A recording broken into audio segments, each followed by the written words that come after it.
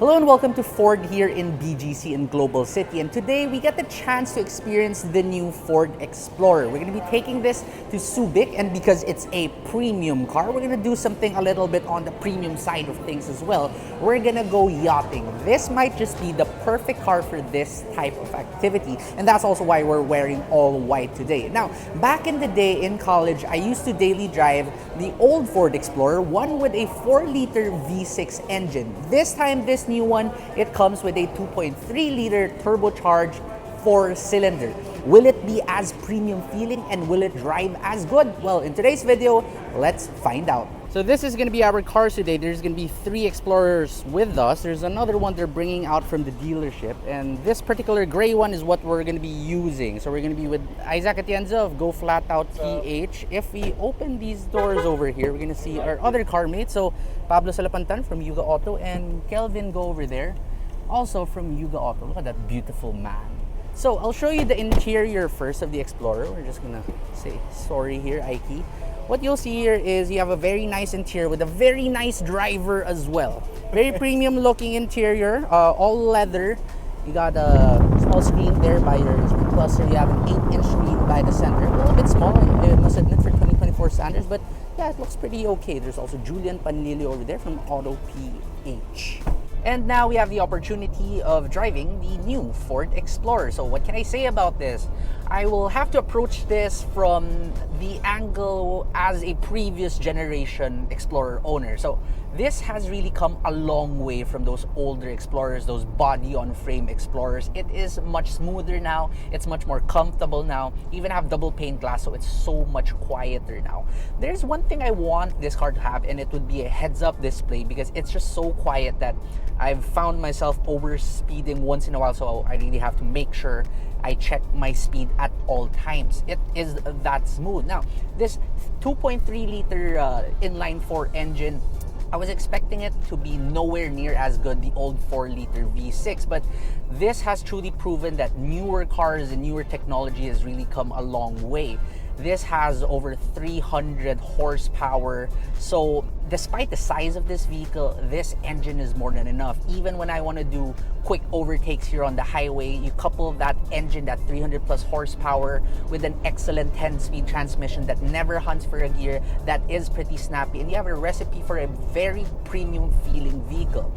Now, one issue though is that this particular Explorer comes with auto sealing tires. So this is like this new version of the run flats we're used to, and I think it's affecting the ride a lot, not just a little bit, a lot.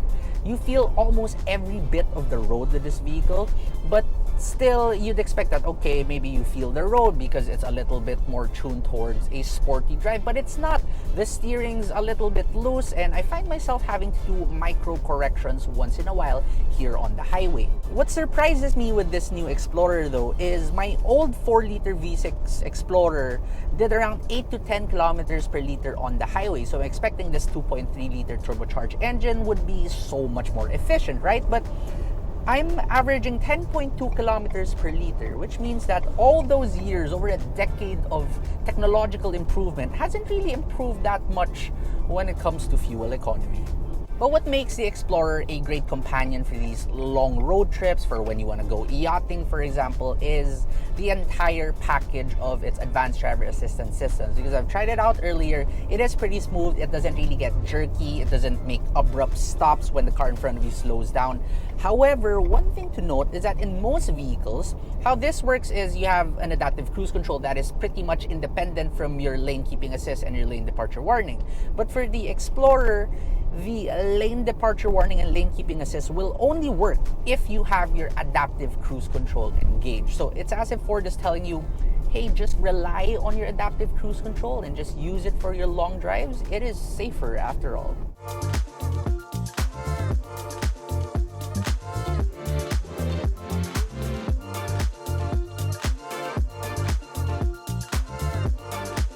So while we're here and before we go yachting, we have a beautiful background, so I'll just show you quickly around the new Ford Explorer. So compared to the predecessor, it has a nicer grille now. It's even bigger compared to before. You still get LED headlights, of course. And remember, this is now a monocoque chassis, so it doesn't look too rugged. It's now a little bit more on the more refined side of things. As mentioned earlier, you have these sort of weird tires. So they're called auto-sealing tires, and the fact that they are wrapping these set of 20-inch rims, that's probably where the slightly bad ride is coming from. So maybe if you do swap out those tires, everything would be much better now. From the back too, you'll notice that it doesn't look too rugged, just like the front and the side, but I think I prefer this look. It's just so much more premium looking. It's a lot more elegant, including how it says Explorer right here by the chrome badge. Of course, you do get the power tailgate, as it should be at this price range.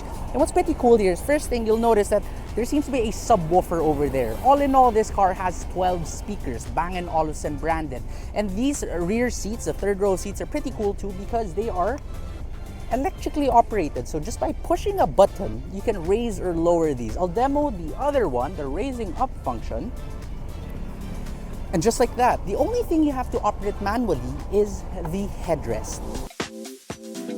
So we're going to be boarding now. That yacht over there with the lights, that's going to be our yacht. And it looks pretty nice. So we made it over to the yacht, and it wasn't exactly the most luxurious nor the biggest yacht out there, but it was more than premium enough. We had clear waters too, and we were able to share good food and conversations with our friends here in the motoring industry. Which now brings me on to the Ford Explorer. It is pretty similar to this yachting experience, wherein it may not be the biggest nor the most luxurious SUV that money can buy, but again, it is more than premium enough, and for its price, it truly isn't bad. It's a great, comfortable, long-distance cruiser that you can use to enjoy the finer things in life with your family and friends.